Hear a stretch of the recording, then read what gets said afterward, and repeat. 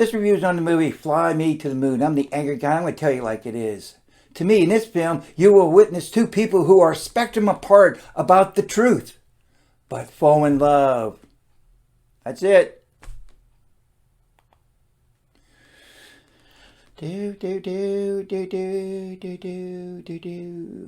Oh, you stuck around. Well, thank you very much. The remaining part of my review has nothing to do with QAnon group. Those folks are weird. The film Fly Me to the Moon was an expensive way to show people that Americans landed on the moon before the Russians. Yeah, so what? Yeah, what a cliffhanger. With great actors but not so great performance from Tatum Channing. Doesn't his name sound like a female part? Seriously? With awesome cinematography, unlimited photography from high clearance areas, the late 60s motif of cars, clothes, office materials, buildings, and hairstyles from the non-hippie squares who worked at NASA at the time only on a temporary basis. Did the feds talk to Pearl Studio, Netflix Animation, and Sony Pictures Imageworks into making this film to improve the trust between the public for the out-of-control astronomical spending from the government for the landing on the moon just to beat the Russians? They didn't even hide their true intentions. In fact, they glorified the landing on the moon just to beat the Ruskies. How about some logical explanation for spending the public's money for landing on the moon first? Let's say for space exploration, the advancement of technology, and last but not least, for the preservation of mankind. That's a good one.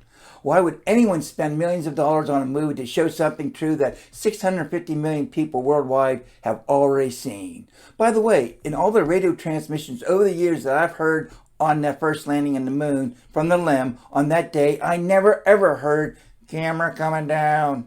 I never heard that unless they've edited it. And if they do, you can tell the difference. How did people around the world really see Armstrong take one giant leap for mankind?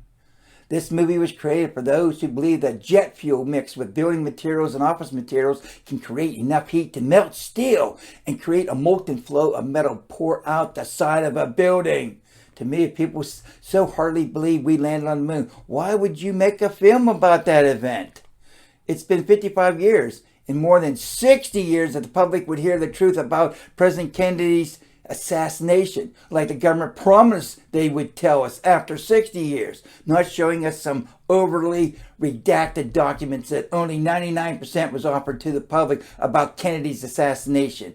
I'd say about 70% they showed us. Okay, I regress.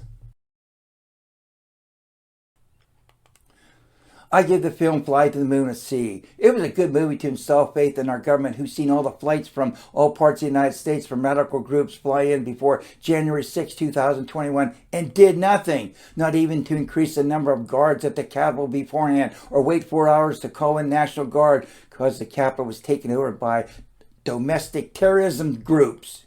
The conspiracy theory about the moon landing has been around for about 55 years. So why make a movie about it now? Or who would think of such an outlandish idea? Unless